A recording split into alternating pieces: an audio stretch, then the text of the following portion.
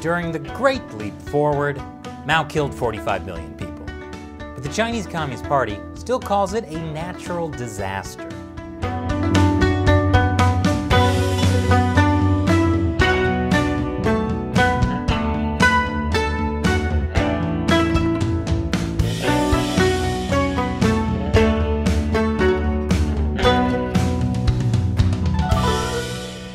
Welcome to China Uncensored. I'm Chris Chappell. This week, the Chinese Communist Party celebrates its 100-year anniversary, and the party is giving itself the best birthday present of all, the gift of changing its own past. See, like any 100-year-old, the Chinese Communist Party wants to look good on its big day. So party officials don't like it when people bring up all the mistakes they've made before. In party speak, they call this historical nihilism. Historical nihilism is anything that questions the party's official rainbows and sunshine version of its past. Because questioning the party's past also means denying the inevitability of China's march towards socialism. Chinese leader Xi Jinping blames historical nihilism for the collapse of the Soviet Union. And he's determined that's not going to happen to the Chinese Communist Party, which is why earlier this year, the party launched a hotline for people to report any cases of historical nihilism they see. The tip line allows people to report fellow netizens who distort the party's history, attack its leadership and policies, defame national heroes, and deny the excellence of advanced socialist culture online. Reporting people for wrongthink, a proud communist tradition. As a result of that campaign, Chinese authorities deleted 2 million online posts for historical nihilism. But we're not in China, so let's commit some historical nihilism. It's time to once again go down the memory hole with our new segment on the Chinese Communist Party's 100-year anniversary. We call it 100 Years of Things That Never Happened. Today we're talking about the Chinese Communist Party's most spectacular failure, the Great Leap Forward. You gotta hand it to Communist Party Chairman Mao Zedong. He really knew how to name things. Land reform sounds way better than killing landowners and taking their stuff. The 100 Flowers campaign sounds way better than torturing intellectuals for criticizing me. And the Great Leap Forward sounds way better than ruining the economy while killing 45 million people. The Great Leap Forward was Mao's plan to supercharge China's transformation into a communist utopia by collectivizing and industrializing the country at the same time. But within 2 years, all that collectivization and industrialization led to mass starvation.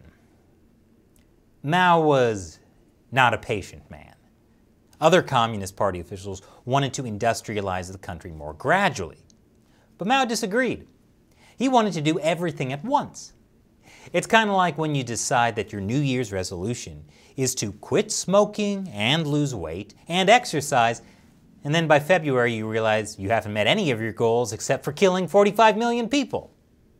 It happens. Mao kicked off the Great Leap Forward after traveling to the Soviet Union in late 1957 and meeting Soviet leader Nikita Khrushchev. When Khrushchev announced that the Soviet Union would overtake the US in industrial output in 15 years, Mao announced that China would overtake the UK in the same amount of time. Mao wasn't just competing with the UK. He was also competing with the Soviet Union. He didn't like having to listen to the Soviets all the time and wanted China to develop its own form of communism. And he saw the Great Leap Forward as his opportunity to do just that. But before the Great Leap Forward could happen, Mao had to purge anyone who was standing in his way. Political purges, a proud communist tradition.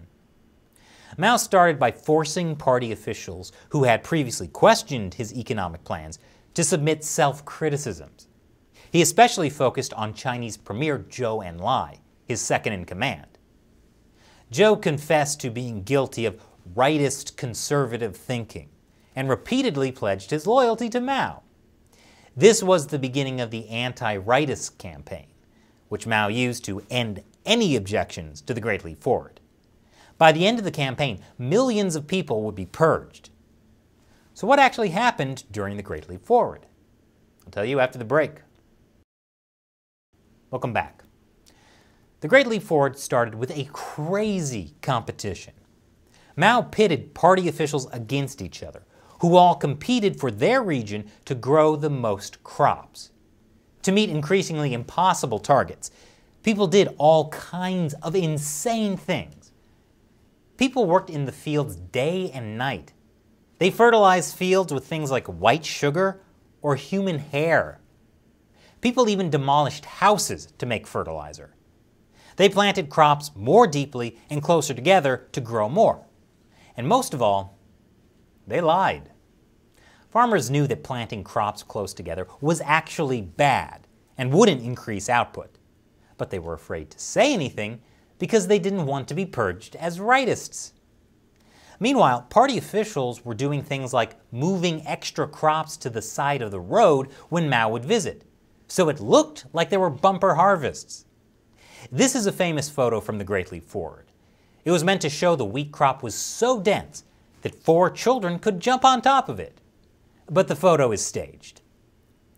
As Mao got more and more reports of record-breaking crop yields, most of which were fake, he believed his plan was working. And he encouraged Chinese people to eat 5 meals a day. Surely this wouldn't have any unforeseen consequences.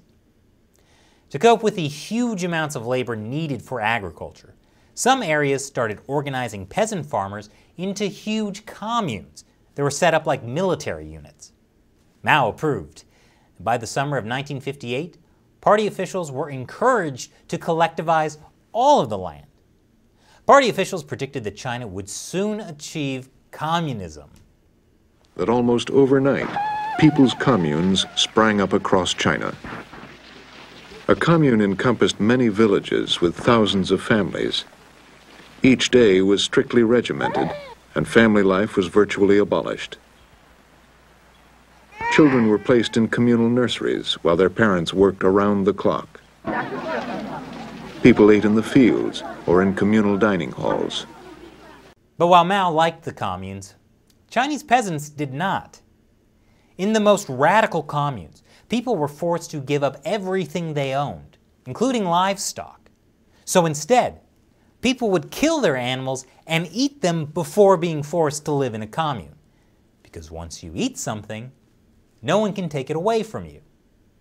People would sell everything they owned in order to keep the communes from confiscating their property.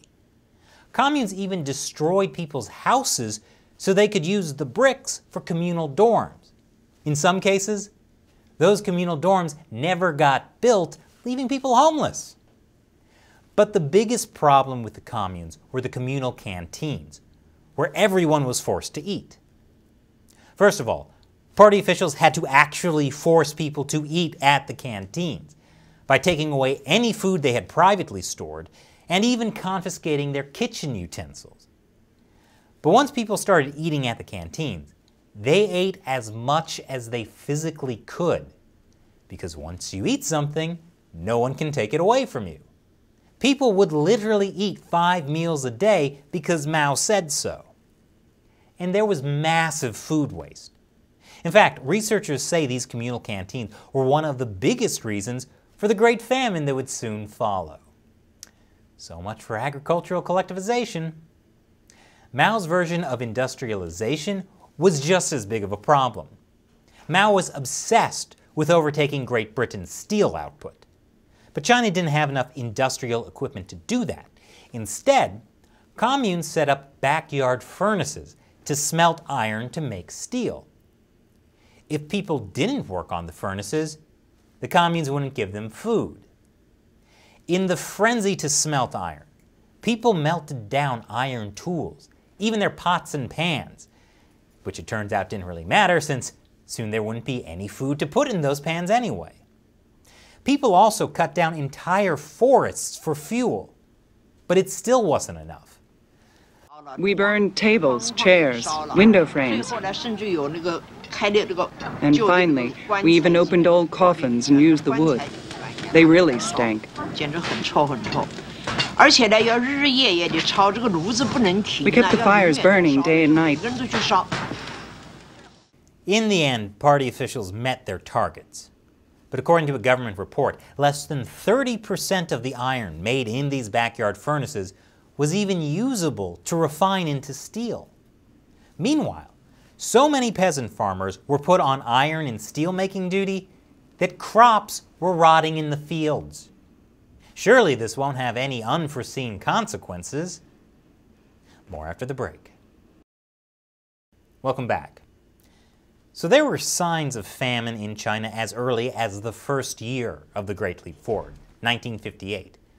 But many of those signs were dismissed by party officials as the lies of rightists and counter-revolutionaries who were trying to sabotage the glorious march to communism. By 1959, it was unmistakable. Party leaders knew there was widespread famine. But there was another problem. The Chinese regime had borrowed heavily from the Soviet Union to finance the Great Leap Forward. Now they needed money from exports of grain and other food to pay it back. At a secret meeting in Shanghai in 1959, Mao ordered party officials to take up to a third of all the grain from the communes, more than they had ever taken before.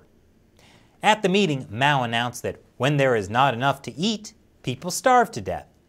It is better to let half of the people die so that the other half can eat their fill.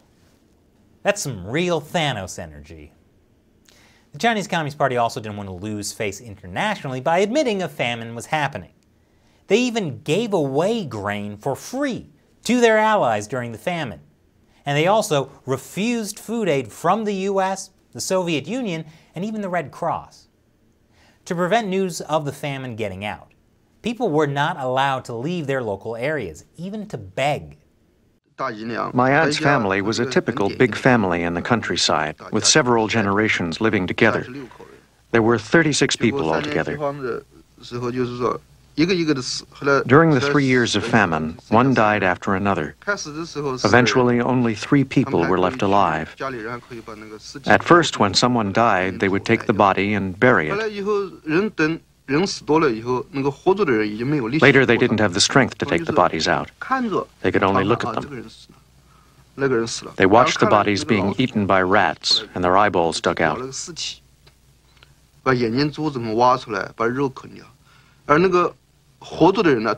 People didn't even have the strength to chase the rats away. There are wide estimates of how many people died during the Great Leap Forward.